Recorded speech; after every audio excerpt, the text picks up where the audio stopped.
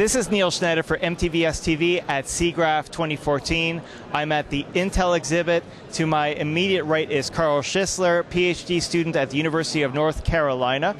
Very exciting research. Carl, welcome to the program. Hi.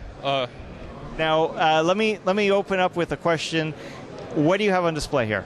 So what we have on display here is basically the Oculus Tuscany demo. And what we've done is we've added our sound propagation and simulation technology to that so you could get more realistic sound. So why don't we talk about a normal gaming situation and then what you've done here? Okay, so in a typical game, what they're going to do is they're going to have pre-computed, predetermined reverb for each room. And the other thing that they do in games is, let's say a sound source is on the other side of a wall. So a game, what they would do is trace a ray from the listener to the source, and if that ray intersects like a wall in between, they will apply some fixed amount of attenuation to that signal. So they would reduce it maybe by 50% or something like that. And the problem with that is that it's not very physically based, and it doesn't really correspond to what you would hear in reality.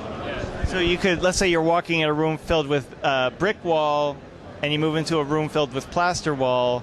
What I'm hearing with a traditional game is the sound dynamics aren't necessarily accurate. Is that what's happening?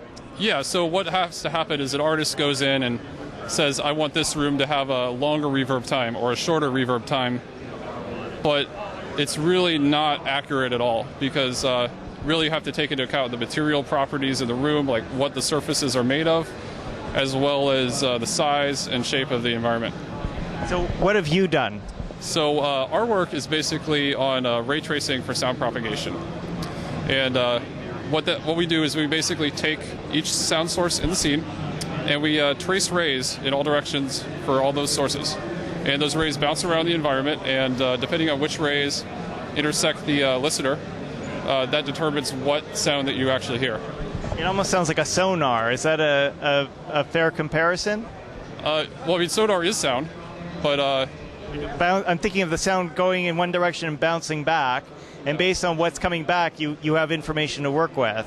Yeah, so it's a little bit like that, but we're not really doing any analysis on what's coming back. What we're doing is it's more like global illumination for visual rendering.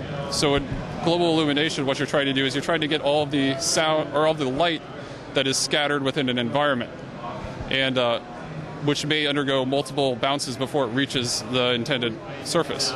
So for our stuff, it's essentially the same sort of problem, where we're trying to trace rays and reflect them through the scene and bounce them around, but we also have to handle wave effects as well that are prevalent with sound. So for gamers like me, who would be, and by the way, I tried the experience, very impressive stuff. How would the experience be different for me using your technology versus what is readily available? So our technology is basically going to give you a sense that you're actually in that space. So you're going to hear reflections off of walls nearby, and a lot of it is perceptual as well. So like you may not even perceive it consciously, but your brain has its own kind of audio analysis tool that it uses to locate you within an environment. Now, I recognize you're a PhD student. This strikes me as an academic effort, but obviously Intel's taken notice. Is there any talk of having this commercialized? Not that I know of at this point, but we'll see what happens in the future. You never know, right? Well, congratulations. Very exciting.